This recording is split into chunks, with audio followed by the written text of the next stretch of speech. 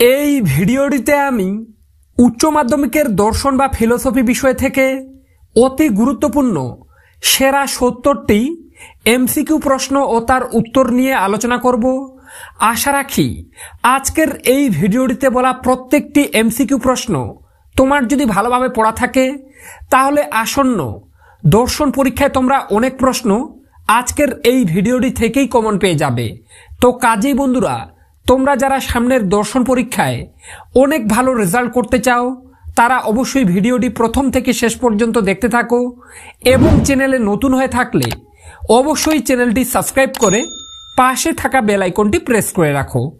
তো চলো দেখে নেওয়া যাক গুরুত্বপূর্ণ প্রশ্নগুলি। প্রথমে দেখে নেব প্রথম অধ্যায় যুক্তি থেকে। এই অধ্যায় থেকে প্রশ্নগুলি দেখে নাও। একের দাগে, যুক্তিবিদ্যার জনক কে? উত্তর এরিস্টটল। 2, যুক্তি কয় প্রকার? উত্তর 2 প্রকার। 3, লজস শব্দের অর্থ কি? উত্তর চিন্তা। 4, অনুমান যখন ভাষায় প্রকাশিত হয় তখন তাকে কি বলা হয়? উত্তর যুক্তি। 5, যে যুক্তিতে, এটা আশ্রয় বাক্য হতো, একটু স্পেলিং মিস আছে, তোমরা বুঝে নেবে। যে যুক্তিতে আশ্রয় বাক্য থেকে সিদ্ধান্তটি অনিবার্যভাবে নিঃসৃত হয়ে হতো, তো মিশ্রিত হয়ে গেছে, এটাও কিন্তু একটু টাইপিং এ মিস হয়ে গেছে, বন্ধুরা বুঝে নেবে। যে যুক্তিতে আশ্রয় বাক্য থেকে সিদ্ধান্তটি অনিবার্য রূপে নিঃসৃত হয় তাকে কোন যুক্তি বলে? উত্তর হয়ে যাবে অবরোহ যুক্তি। এরপরে 6, একটি আরোহ যুক্তির সিদ্ধান্ত সর্বদা কি হয়? উত্তর সম্ভাব্য। এরপরে 7, বৈধতা বা অবৈধতার প্রশ্নটি কিসের সঙ্গে যুক্ত? উত্তর অবরোহ যুক্তির সঙ্গে। 8, যদি কোনো অবরোহ যুক্তির সিদ্ধান্ত সত্য হয় তাহলে যুক্তিটি কি হবে? উত্তর বৈধ। 9, যুক্তির হেতুবাক্য সত্য হলে সিদ্ধান্ত কখনো মিথ্যা হতে পারে না। ড্যাশ যুক্তির হেতুবাক্য সত্য হলে সিদ্ধান্ত কখনো মিথ্যা হতে পারে না। তো উত্তর হয়ে যাবে, শূন্যস্থানে বসে যাবে, বৈধ যুক্তির হেতুবাক্য সত্য হলে সিদ্ধান্ত কখনো মিথ্যা হতে পারে না। প্রত্যেকটি প্রশ্ন এখানকার গুরুত্বপূর্ণ, বারবার বলছি, এখানকার প্রত্যেকটা প্রশ্ন বিভিন্ন হাই স্কুলের টেস্ট পেপারে কিন্তু বারবার রিপিট হয়েছে এবং এখানকার প্রত্যেকটা প্রশ্ন এর আগের বিভিন্ন বছরে কিন্তু পরীক্ষায় এসে গেছে। তোমরা বুঝতেই পারছো তাহলে এই প্রশ্নগুলা কতটা গুরুত্বপূর্ণ। তাই তোমরা খাতা কলম বের করে এই প্রত্যেকটা প্রশ্ন খাতায় সুন্দরভাবে নোট করে পড়ে ফেলো। আমি তোমাদেরকে গ্যারেন্টি দিচ্ছি তোমরা আসন্ন দর্শন পরীক্ষায় অনেক প্রশ্ন আজকের এই ভিডিওটি থেকেই কমন পেয়ে যাবে। তাই অবশ্যই এইরকম অন্যান্য সাবজেক্টেরও ভিডিওগুলি পেতে চ্যানেলটি সাবস্ক্রাইব করে পাশে থাকা বেল আইকনটি প্রেস করে রাখো। কেননা এই চ্যানেল থেকে যে যে ভিডিওগুলো এখন আসবে প্রত্যেকটা যদি ফলো করে যেতে পারো তোমার রেজাল্ট ভালো হবেই। তাই অবশ্যই তোমরা চ্যানেলটি সাবস্ক্রাইব করে রাখতে একদম ভুলবে না। এরপরে 10 দাগে, বৈধতার প্রশ্নটি জড়িত কার সঙ্গে? উত্তর যুক্তি আকারের সঙ্গে। 11, অবরোহ যুক্তিবিজ্ঞান একটি কি ধরনের শাস্ত্র? উত্তর আকারনিষ্ঠ শাস্ত্র। 12, অবরোহ যুক্তির আলোচ্য বিষয়ে কি? উত্তর যুক্তির আকারগত বৈধতা। 13, অবরোহ যুক্তির সিদ্ধান্তটি সবসময় কি হয়? উত্তর নিশ্চিত। 14, কোন যুক্তির সিদ্ধান্ত মিথ্যা হলে, কোন যুক্তির সিদ্ধান্ত মিথ্যা হলে যুক্তিটি কি হবে? উত্তর বৈধ ও অবৈধ উভয়ই। 15, যুক্তি হলো ভাষায় প্রকাশিত কি? উত্তর অনুমান। 16, যুক্তি বলতে কি বোঝায়? উত্তর আশ্রয় বাক্য ও সিদ্ধান্ত। এরপরে 17, আদর্শ যুক্তির দুটি অংশ কি কি? সিদ্ধান্ত ও হেতুবাক্য। 18, হেতুবাক্যের সাহায্যে যাকে প্রমাণ করা হয় তাকে কি বলে? উত্তর সিদ্ধান্ত। 19, যুক্তিতে যে বচনের সত্যতা দাবি করা হয় তাকে কি বলে? উত্তর হয়ে যাবে সিদ্ধান্ত। 20, যুক্তি কি ধরনের প্রক্রিয়া? উত্তর হয়ে যাবে মানসিক প্রক্রিয়া। তো বন্ধুরা, এই ছিল যুক্তি অধ্যায়ের গুরুত্বপূর্ণ 20টি এমসিকিউ প্রশ্ন। এখান থেকে প্রত্যেকটা প্রশ্ন পড়া থাকলে তুমি এখান থেকে প্রশ্ন কিন্তু কমন পাবেই। তাই অবশ্যই বলছি এইরকম গুরুত্বপূর্ণ ভিডিওগুলি পেতে তোমরা চ্যানেলটি সাবস্ক্রাইব করে রাখবে। তো চলো দেখে নেব এরপরে দ্বিতীয় অধ্যায়। তো দ্বিতীয় অধ্যায়ের নাম তোমাদের বচন। এই অধ্যায় থেকে সব থেকে গুরুত্বপূর্ণ প্রশ্ন 1 দাগে দেখে নাও। একটি বচন সর্বদা কি হয়? উত্তর হয়ে যাবে সত্য বা মিথ্যা। সত্য মিথ্যা উভয়ই হয়। এরপরে 2, একটি নিরপেক্ষ বচনের অংশ কয়টি? উত্তর 4টি। 3, সাধারণত বচন কি ধরনের বাক্য? উত্তর ঘোষক বাক্য। 4, কোন বচনে কেবল বিধেয় পদ ব্যপ্য হয়? উত্তর অবচনে। 5 এ বচনের যে পদটি ব্যাপ্য হয় সেটি কি? উত্তর উদ্দেশ্য পদ। 6 উদ্দেশ্য ও বিধেয় পদ ব্যাপ্য হয় কোন বচনে? উত্তর ই বচনে। 7 উদ্দেশ্য পদ অব্যাপ্য হয় কোন বচনের? উত্তর হয়ে যাবে বিশেষ বচনের। 8 বিধেয় পদ ব্যাপ্য হয় কোন বচনে? উত্তর নর্থক বচনে। 9 গুণ ও পরিমাণ অনুসারে বচন কয় প্রকার? উত্তর 4 প্রকার। এরপরে 10 যে বচনের দুটি পদের সম্বন্ধ কোনো শর্তের উপর নির্ভর করে না সেটি কি বচন? উত্তর নিরপেক্ষ বচন। 11 বচনে প্রতিকায়িত রূপকে কি বলে? বচনের প্রতিকায়িত রূপকে বলা হয় বচনাকার। 21 শর্ত অনুযায়ী বচন কয় প্রকার ও কি কি? উত্তর 2 প্রকার, প্রাকল্পিক বচন এবং বৈকল্পিক বচন। এরপরে 13 পূর্বগ ও অনুগ এই দুই এর ব্যবহার হয় কোন বচনে? উত্তর প্রাকল্পিক বচনে। 14 প্রাকল্পিক বচনের প্রথম অংশকে কি বলে? উত্তর পূর্বগ। 15 প্রাকল্পিক বচনের দ্বিতীয় ভাগকে কি বলে? উত্তর অনুগ। তো এই ছিল বচন অধ্যায় থেকে 15টি এমসিকিউ প্রশ্ন, প্রত্যেকটা গুরুত্বপূর্ণ, ভালোভাবে পড়ে রাখবে। এরপরে দেখে নেব তৃতীয় অধ্যায়। তো তৃতীয় অধ্যায়ের নাম বচনের বিরোধিতা ও তার বিরূপতা। এই অধ্যায় থেকে যে প্রশ্নগুলো পড়বে একের দাগে। এরিস্টটলের মতে বচনের বিরোধিতা কয় প্রকার? উত্তর 2 প্রকার। 2 নম্বর বিরোধানুমান কত প্রকার? উত্তর 4 প্রকার।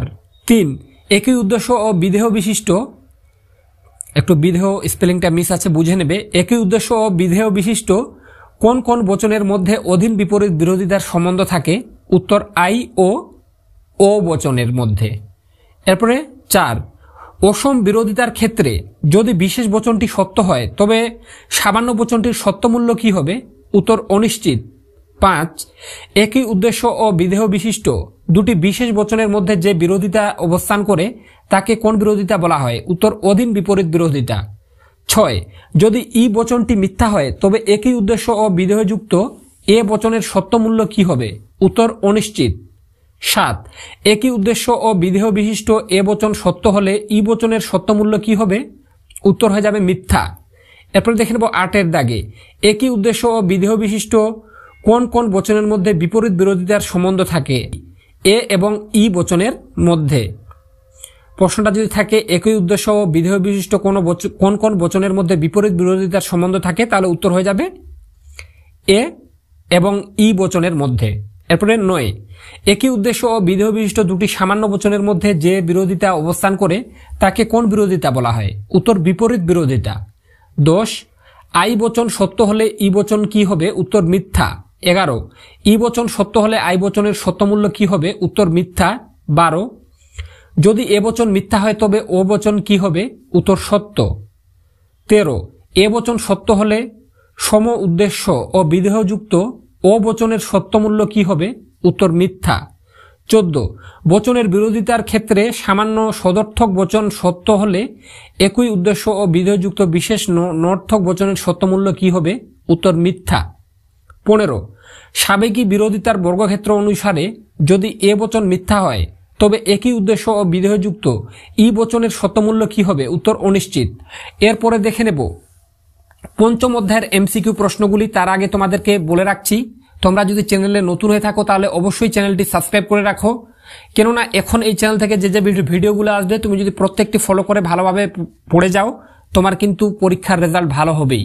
তাই অবশ্যই তোমরা চ্যানেলটি সাবস্ক্রাইব করে রাখবে। এরপরে হতো 4র্থ অধ্যায়ে। তোমরা প্রত্যেকে জানো দর্শন বিষয়ের 4র্থ অধ্যায় থেকে তোমাদের পরীক্ষায় কোনো এমসিকিউ প্রশ্ন থাকে না, এমনকি এবারও থাকবে না। তো আমরা দেখে নেব ডিরেক্ট 5ম অধ্যায়। তো 5ম অধ্যায়ের নাম হচ্ছে নিরপেক্ষ ন্যায়। এই অধ্যায় থেকে পড়বে 1 দাগে একটি বৈধ নিরপেক্ষ ন্যায় অনুমানে কয়টি আশ্রয় বাক্য থাকে? উত্তর 2টি। 2 পক্ষ আশ্রয় বাক্য ছাড়া অন্য যে স্থানে থাকে সেটি কি? উত্তর সিদ্ধান্তের উদ্দেশ্য স্থানে। 3 নিরপেক্ষ ন্যায়ের কোন সংস্থানে হেতুপদ সর্বদাই উভয় আশ্রয় বাক্যর বিধেয় স্থানে থাকে? উত্তর দ্বিতীয় সংস্থানে। 4 সাধ্যপত্তি সাধ্য আশ্রয় বাক্য ছাড়াও অন্য যে স্থানে থাকে সেটি কি? উত্তর সিদ্ধান্তের বিধেয় স্থানে। 5 যে অনুমানে যে পদ যুক্তিবাক্য দুটিতে থাকে কিন্তু সিদ্ধান্তে থাকে না তার নাম কি? উত্তর হেতুপদ। 6 নে অনুমানে কত প্রকার? নে অনুমান কত প্রকার? উত্তর 2 প্রকার। 7 একটি বৈধ নিরপেক্ষ নে অনুমানে কয়টি আশ্রয় বাক্য থাকে? উত্তর 2টি। 8 একটি বৈধ নিরপেক্ষ নে কয়টি পদ থাকে? উত্তর 3টি। 9 নিরপেক্ষ নের চতুর্থ সংস্থানে বৈধ মূর্তির সংখ্যা কয়টি? উত্তর 5টি। 10 নিরপেক্ষ নের সংস্থানের সংখ্যা কয়টি? উত্তর 4টি। 11 যদি বৈধ নিরপেক্ষ নে হেতুপদ উভয় আশ্রয় বাক্যের উদ্দেশ্য স্থানে থাকে তবে নিরপেক্ষ নের সংস্থানটি কি হবে? উত্তর তৃতীয় সংস্থান। 12 নিরপেক্ষ নে অনুমানে যে পদ সিদ্ধান্তের বিধেয় স্থানে বসে তাকে কি বলে? উত্তর সাধ্যপদ। 13 নিরপেক্ষ নে অনুমানের যে যে সংস্থানে হেতুপদ প্রধান আশ্রয় বাক্যের উদ্দেশ্য স্থানে থাকে সেগুলি কি কি? উত্তর প্রথম ও তৃতীয় সংস্থান। এরপর দেখে নেব 14 নের 4টি সংস্থানে সর্বমোট মূর্তির সংখ্যা কয়টি? উত্তর 256টি। 15 নিরপেক্ষ নে অনুমানে মূর্তির সংখ্যা কয়টি? উত্তর 19টি। 16 এ মূর্তিটি বৈধ হয় কোন সংস্থানে? উত্তর প্রথম সংস্থানে। এরপর দেখে নেব 17 ফেস্টিনো মূর্তিটি বৈধ হয় কোন সংস্থানে? উত্তর দ্বিতীয় সংস্থানে। এরপরে 18 এর দাগে ডিমারেজ মূর্তিটি বৈধ হয় কোন সংস্থানে? উত্তর চতুর্থ সংস্থানে। 19 কোন নিরপেক্ষ নে অনুমানের আশ্রয় বাক্য দুটিতে যদি হেতুপদ একবারও ব্যাপ্য না হয় তবে নেটিতে কোন দোষ হয়? উত্তর অব্যাপ্য হেতু দোষ। এরপর 20 এর দাগে কোন বৈধ নিরপেক্ষ নে অনুমান সিদ্ধান্তে পক্ষপদ ব্যাপ্য হলে তাকে অবশ্যই পক্ষ আশ্রয় বাক্যে ব্যাপ্য হতেই হবে। এই নিয়মটি লঙ্ঘন করতে যে দোষ হয় সেটি কি? উত্তর অবৈধ সাধ্য দোষ। তো বন্ধুরা, আজকের এই ভিডিওটিতে আমি প্রথম থেকে পঞ্চম অধ্যায়ের অতি গুরুত্বপূর্ণ 70টি এমসিকিউ প্রশ্ন নিয়ে আলোচনা করলাম। এর পরের ভিডিওতে আমি ষষ্ঠ থেকে দ্বাদশ অধ্যায়ের আর যে তোমাদের ষষ্ঠ থেকে বাকি যে অধ্যায়গুলো আছে এই প্রত্যেকটা অধ্যায়েরই এমসিকিউ প্রশ্নগুলো আর একটা ভিডিওতে নিয়ে হাজির হব। ভিডিওটা যাতে বড় না হয়ে যায় তার জন্য আমি একই ভিডিওটিতে প্রত্যেকটা প্রশ্ন নিয়ে আলোচনা করলাম না। আগামী 1 থেকে 2 দিনের মধ্যেই কিন্তু ফিলোসফি বিষয়ের আর বাকি ষষ্ঠ থেকে পরের অধ্যায়গুলি নিয়ে আমি ভিডিও বানাবো। আগামী 1-2 দিনের মধ্যেই সেই ভিডিওটা চ্যানেলে আপলোড করা হবে। তাই তোমরা যারা চাও সেই ভিডিওটাও সবার আগে তোমার কাছে পৌঁছে যাক আর তুমি সেগুলি ফলো করে উচ্চ মাধ্যমিকে ভালো রেজাল্ট করতে পারো, তারা অবশ্যই এই রিয়াজ টিউটোরিয়াল চ্যানেলটি সাবস্ক্রাইব করে পাশে থাকা বেল আইকনটি প্রেস করে রাখো। তো আজকে পর্যন্তই, দেখা হবে দর্শন বিষয়ের সেকেন্ড পার্টের ভিডিওতে।